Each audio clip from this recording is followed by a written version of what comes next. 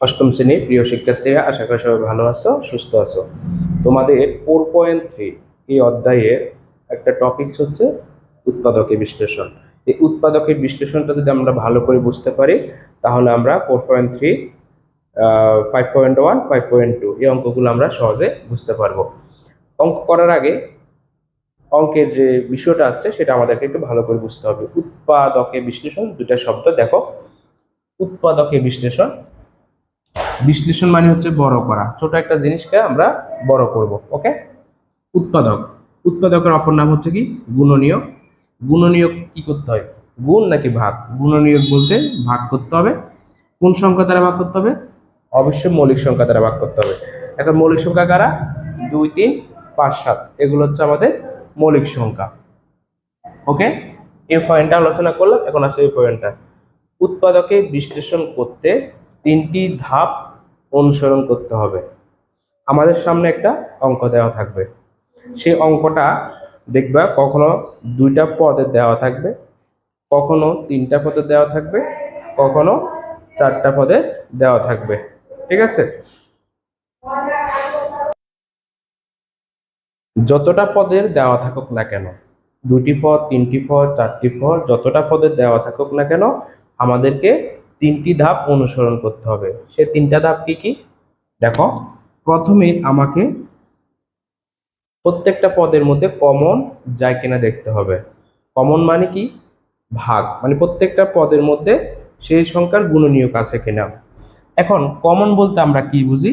সেখানে সংখ্যা কমন যেতে পারে, মানে সহগ কমন যেতে পারে, অথবা চলকও কমন যেতে পারে। চলক মানে ধরো ABCD XYZ এগুলো কমন নেওয়ার পরে সেই পদগুলোকে সূত্র প্রয়োগ করা যায় কিনা দেখতে হবে। সূত্র, এখন আছে সূত্রের মধ্যে আছে 2 প্রকারের সূত্র, বর্গের সূত্র, ঘনকের সূত্র।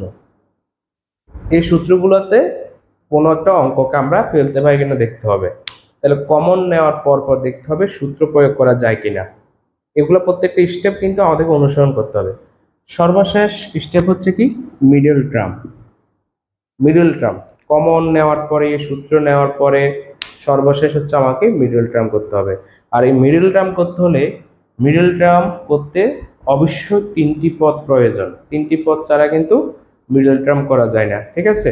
এবং এই 3টা পদের সর্বশেষ পদে একটা ধ্রুবক থাকতে হবে, মানে একটা নির্দিষ্ট একটা সংখ্যা থাকতে হবে, এখানে কোনো চলক থাকতে হবে পারবে না। 2 নাম্বার হচ্ছে কি প্রথম পদের সহগ।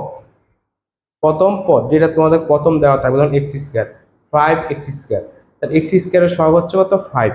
তাহলে প্রথম পদের সহগ হচ্ছে 5 ধরে নিলাম।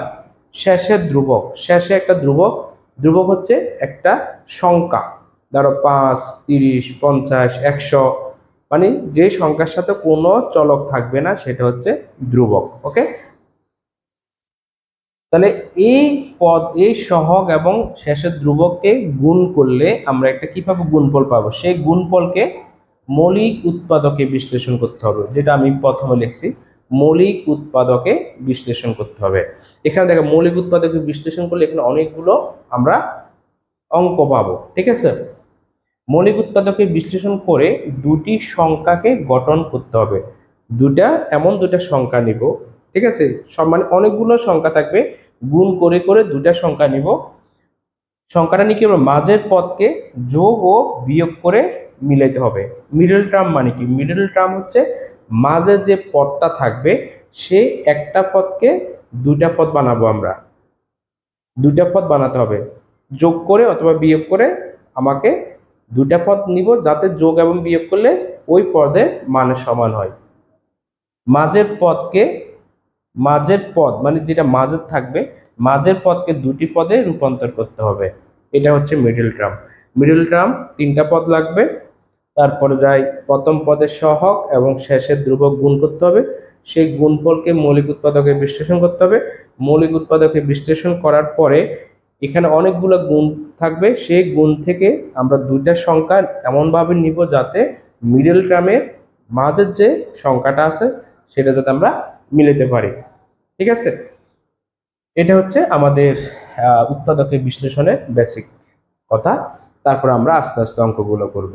ওকে, এই ভিডিওটা তোমরা একটু ভাষায় মনোযোগ সহকারে দেখবে, তারপর আমরা অঙ্কের দিকে চলে যাব। ধন্যবাদ।